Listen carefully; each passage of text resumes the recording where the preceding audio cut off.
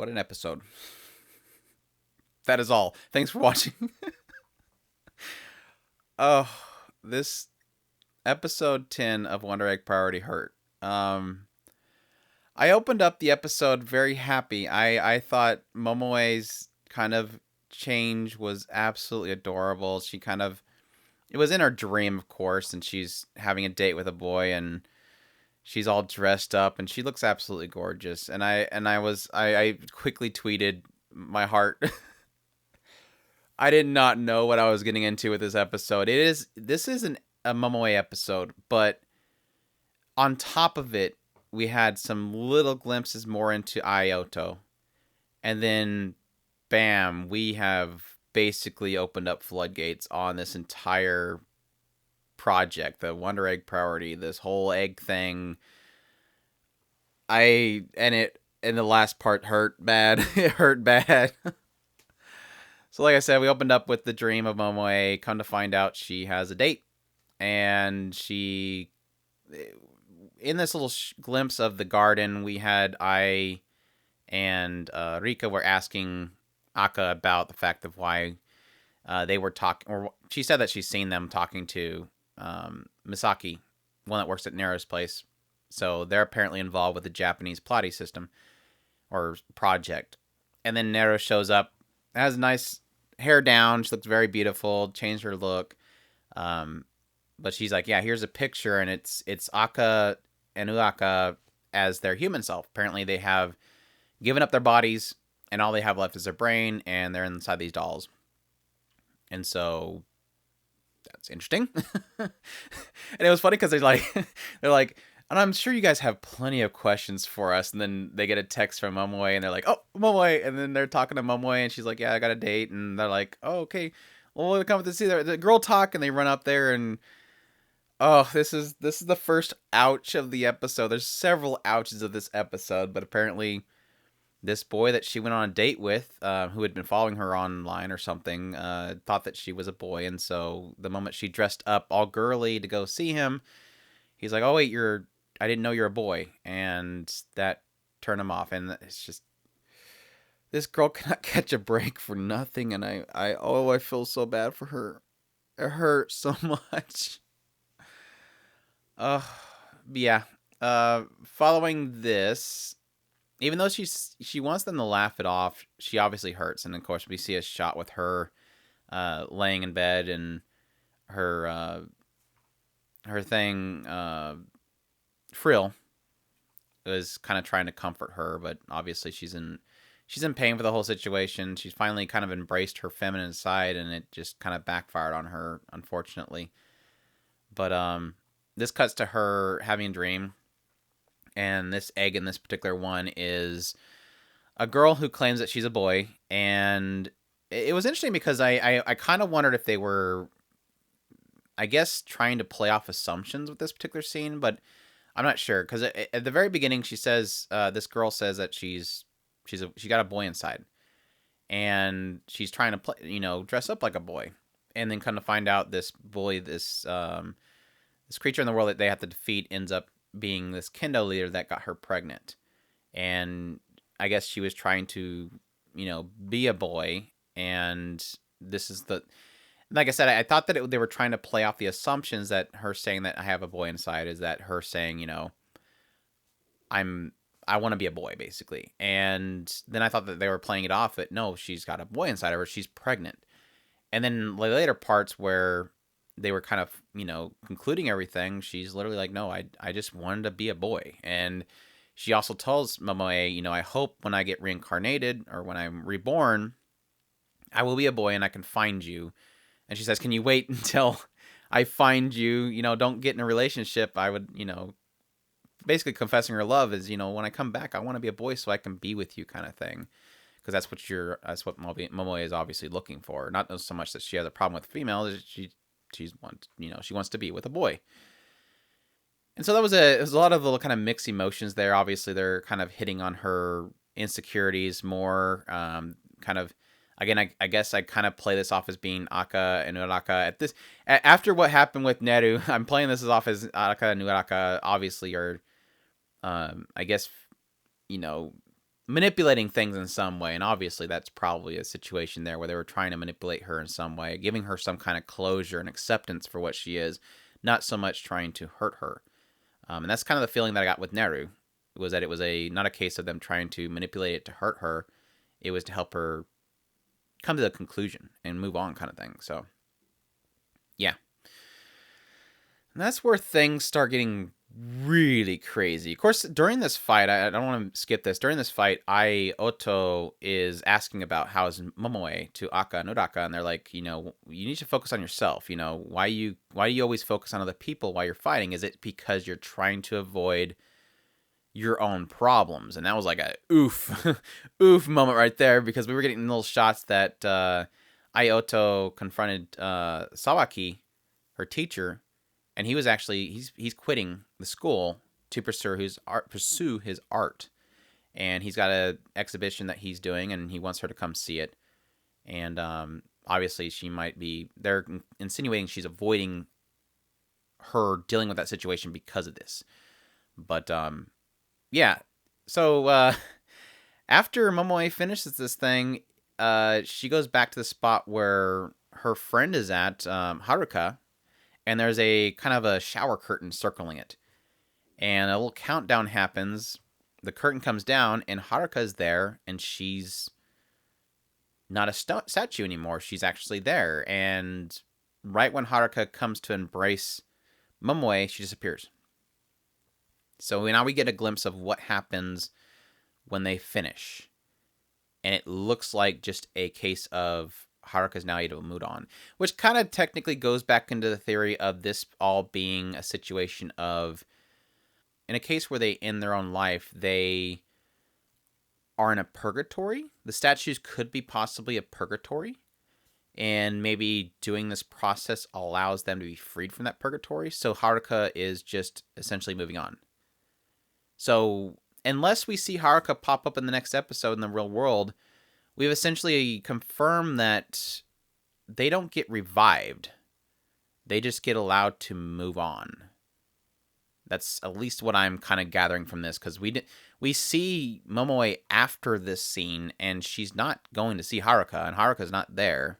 So like I said, unless Haruka pops up somewhere, I think we at this point have confirmed that they're not confirmed, but we're going in assumption that they're passing on. But anyways.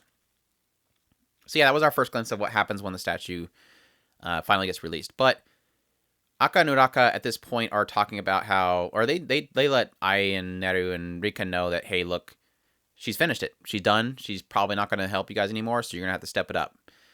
And so they're like, oh, well, looks like Momoe is the first one to win. Why didn't she tell us?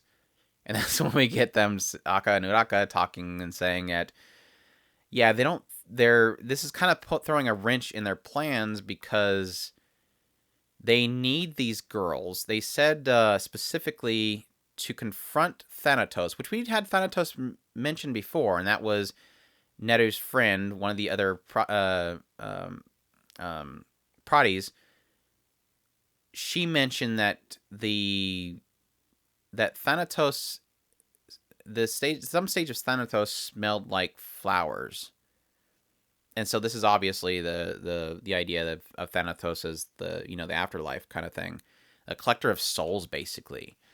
So that that Momoe is not going to be able to join there. That they need these girls. They need warriors of Eros, which are the polar opposite to confront Thanatos.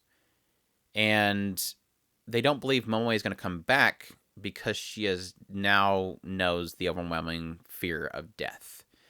And then we get a cut to Momoe after Haruka disappears. She's confronted by what looks like it's like a girl with a schoolgirl outfit, a weird butterfly head, and a huge reaper. So I'm wondering if this is like a portrayal of death. And this thing claims that Frill is going to get mad at her for, I guess, failing. I was saying Frill earlier, wasn't I? Panic is Momoe's thing, not Frill. Why would I have Frill as Momoe's pet? Sorry. So she sends Panic jumps at the thing, not necessarily that Momoe commanded it. This girl kills Panic, basically, and starts consuming it, and then forces Momoe to eat part of it, which was just way painful to watch because she's just devastated by this, and then to be forced to eat her own this thing that she's kind of attached to, which I mean we've seen with Rika, they're imprinting on them, so they're kind of like their children. So being forced to basically eat your own child at this point, which is just absolutely horrific. And then of course, Mom decides to make fried chicken that day. The girl's like, the crocodiles apparently taste like fried chicken, and then feeds it to her. And then Mom decides to make fried chicken that night. Yeah, she's devastated. And then it cuts to a shot of Momoe basically not wanting to sleep because, of course, they're in these kind of dream worlds, and she doesn't want to see it anymore. So she's going to be sleep deprived, completely traumatized. It just, we're starting to get into the dark stuff, and I'm not sure what I'm getting myself into at this point. I'm already, this technically is some pretty soft stuff, but I love these characters so much. That's what makes anything painful.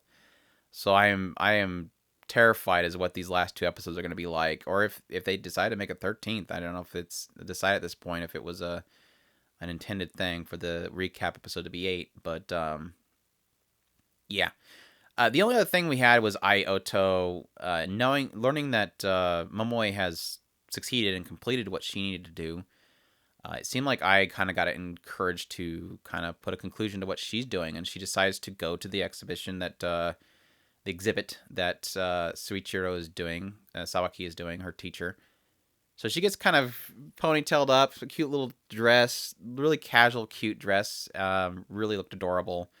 Runs off to the exhibit, and come to find out the drawing that Sawaki did that he is actually presenting is not a portrait of Koito. It is of Ioto, but it doesn't quite look like her. It actually is an adult version of her. He created kind of an adult version, and he said, does it look familiar?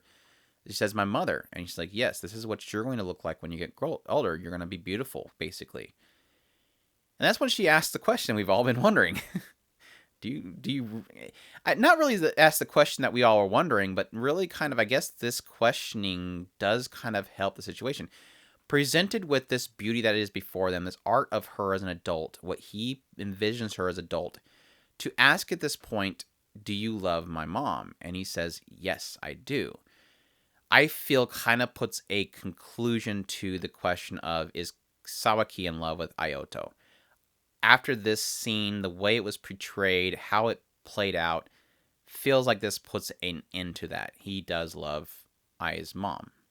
Now, if he loved Koito, that's entirely another question for another episode, but we've at least established at this point, thankfully, that he doesn't have feelings for Ioto the way that we were kind of not so much wanting. So it was a very beautiful scene, really touching.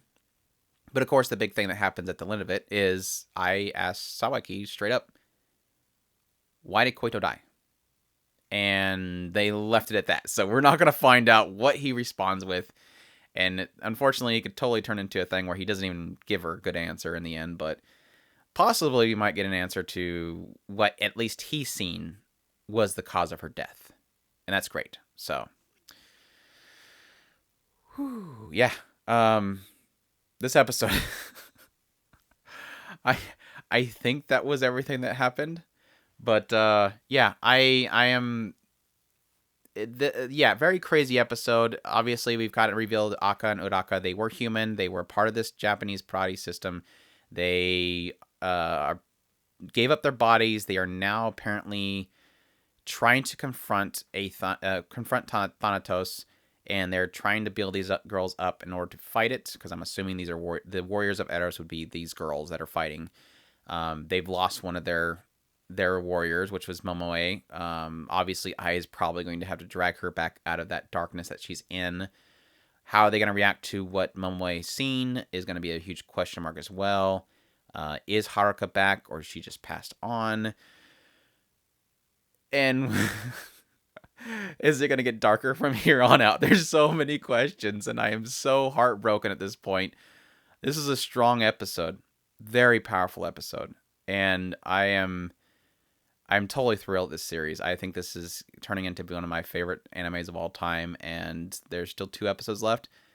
And I hope they don't hurt these girls too much. I hope this stuff with, I'm kind of, I do like the blending of science and supernatural. So and that's exactly what they're doing. My fear was that they would go straight sci-fi with it, and I think there's too much fantasy here to do that. So I do like this kind of blend they're doing, and I hope it does turn into something interesting. Not too much reliance on Thanatos being the big bad that has to be the focal point of the ending, but so much for the characters themselves to see a lot of growth and conclusion.